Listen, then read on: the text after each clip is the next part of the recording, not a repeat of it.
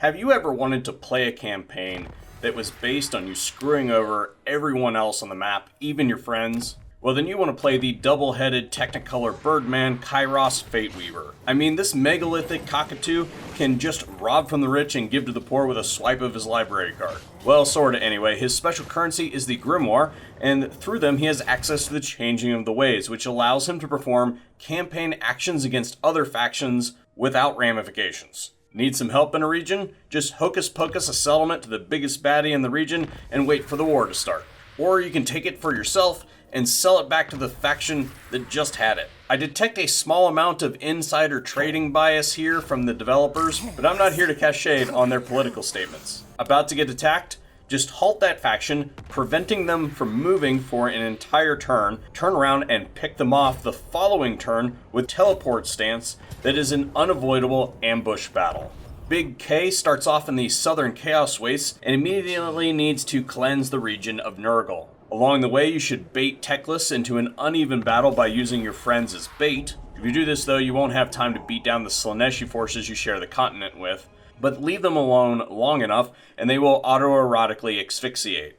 At least some of the time, but most of the time I end up just taking them out in my spare time. After barbecuing the High Elves, you're going to be up to your eyeballs in lizards for quite a while. Your next threat is going to come from the west in the form of Oxyotl.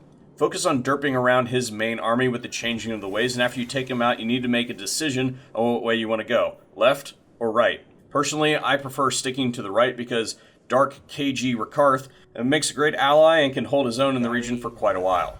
On to Big Blind Blue's skill tree. There's a lot of stuff in here, but Kairos' army is basically built around Kairos himself. Did I mention this dude can literally manipulate the winds of magic whenever he wants? Yeah, that.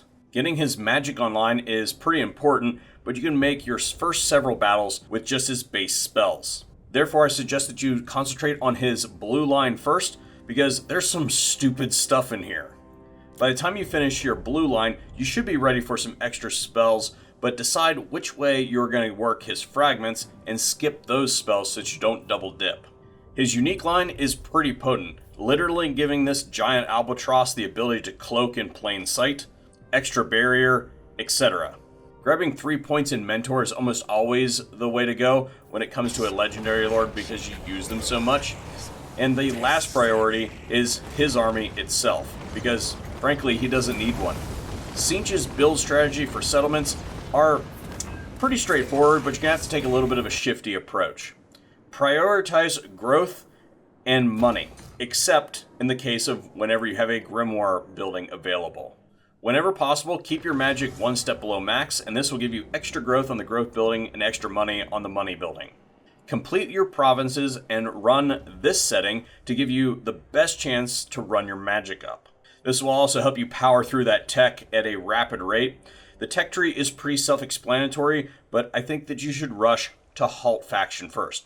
After finishing Halt Faction, you can basically fly and be free and do whatever it is that you want. After reaching max tier in your provinces, demolish that growth building and replace it with the one that grants extra income.